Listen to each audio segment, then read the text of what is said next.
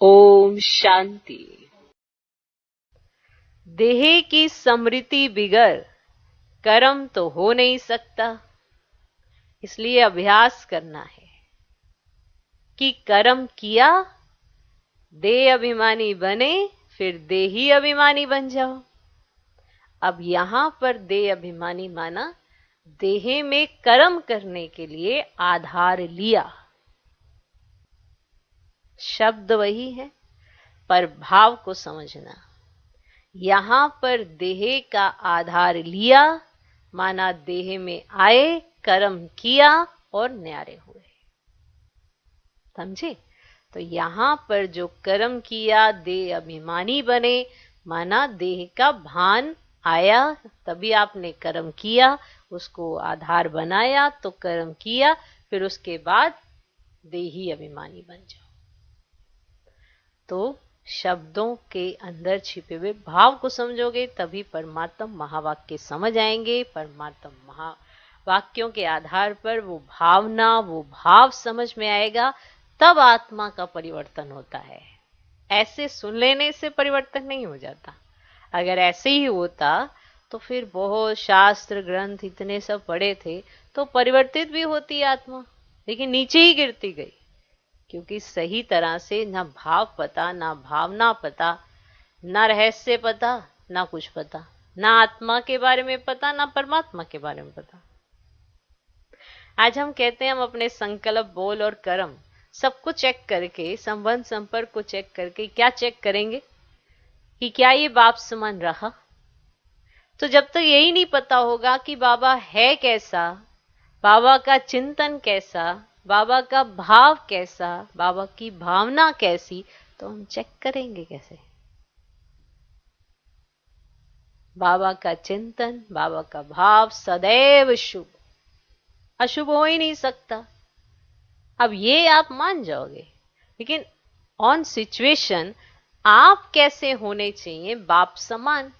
अब बाप समान कैसा होता है ये तो आप ब्रह्मा बाबा को देख ही चुके हो, महारथियों को देख चुके हो, और अच्छी आत्मा क्या होती है, महान आत्मा क्या होती है, ये भी आपको पता है, किससे कहानियों में भी सुना है।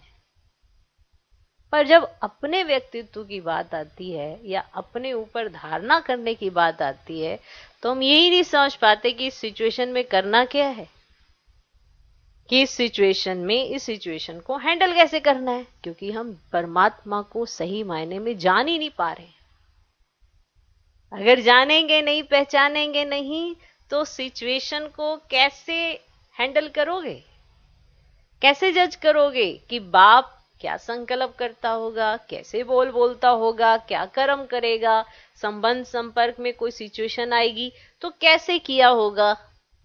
साकार के माध्यम से ही करके दिखाया है ना, निराकार ने स्वयं तो नहीं किया, पर साकार के माध्यम से करके दिखाया है। तब हम समझ पाते हैं कि बाबा कैसे करना सिखला रहे हैं। शिव बाबा ने नहीं करना है, शिव बाबा ने साकार ब्रह्मा से करके दिखाया है। यानी जो शिव बाबा ने कहा वो ब्रह्मा बाबा ने अपने कर्मों से करके दिखाया है। तो हमें समझ में आया कि एक मनुष्य आत्मा ये भी है और हम भी हैं, तो हमें कैसा होना चाहिए। आज की सिचुएशंस कुछ नहीं है जो पहले की सिचुएशंस थी, पर अगर देखा जाए क्या आप अपने आप को पूरा महान समझ पाते हैं? क्या वो महानता के संकल्प आते हैं? क्या वो महानता के बोल इस्तेमाल करते हैं, या टेम्परेरी? जहां पर आपको झुकना होता है, जैसे किसी के सामने भी आपको झुकना है, आपने मान लिया इसके सामने झुकना है, इसके सामने द्वंद नहीं करना है, वहां आप कम संकल्प चलाते हो, बड़ी सहजता से स्वीकार कर लेते हो। यानी कि आत्मा को बहुत अच्छी प्रैक्टिस है। दुनिया में बाहर भी जाओ, इतनी नौकरियां करते हैं, बिजनेस करते हैं, कहीं पर भी झुकना पड़ता है तो क्या करते हैं? झुक जाते हैं और खुशी खुशी से झुकते हैं। और फिर अगर सामने वाला आपको प्रेस करे ना करे, डोंट केयर, कोई बात नहीं, फिर भी झुकते हैं। अब वहीं पर जब आप संबंध संपर्क में अपने लौकिक या अलौकिक परिवार में आते हैं तो झुकते नहीं है, तन के खड़े हो जाते हैं, क्योंकि वहां तो कुछ मिलना नहीं है ना, कोई ग्रेड नहीं मिलना आपको। पर पालौकिक बाप यही कला सिखाना चाहता है। अब इसी कला के साथ आपने सत्युग में एंट्री मारनी है। तो आप सोचिए कि जो भगवान कहता है उसके पीछे के रहस्य को आप कितना समझ पाते हैं। क्या आपने बाबा को सही तरह से जान लिया, पहचान लिया? तो ही समझ पाएंगे। तो शब्द वही है, अभ्यास करना है कि कर्म किया, देह अभिमानी बने। अब आप कहोगे ये तो पहली बार सुना है, देह अभिमानी बने। पर इस शब्द के पीछे का भाव क्या है कि देह में आके कर्म किया और फिर देह से न्यारे बने। तो देह में आके जब कर्म किया तो देह अभिमानी बने, और फिर जब देह से न्यारे हुए तो देही अभिमानी बन जाओ। अब बात तो तब समझ में आए जब समझने का प्रयास करें, जब ये पता हो कि भगवान का चिंतन कैसा है। अब भगवान ने जो चिंतन दिया है उस पर प्रैक्टिकल किसने किया है? इन्होंने। और हमें क्या करना है? फॉलो। सिंपल बात है, पर डिफिकल्ट वही है क्योंकि हम ना तो इनको अच्छे से पहचान पा रहे हैं, ना उनको अच्छे से जान पा रहे हैं। तो जब जान पहचान ही अच्छी नहीं है तो कैसे जज करोगे कि संकल्प में, बोल में, कर्म में, संबंध संपर्क में बाबा कैसा है?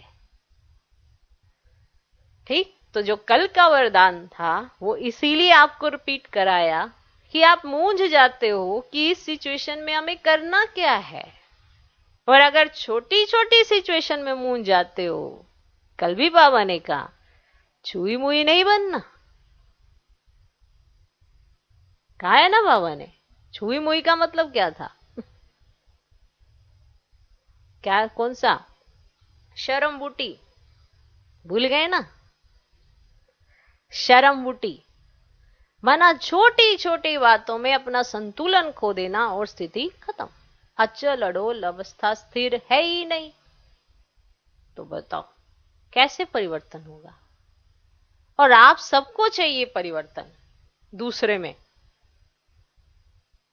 और बाप को चाहिए आप में, आपको चाहिए दूसरे में।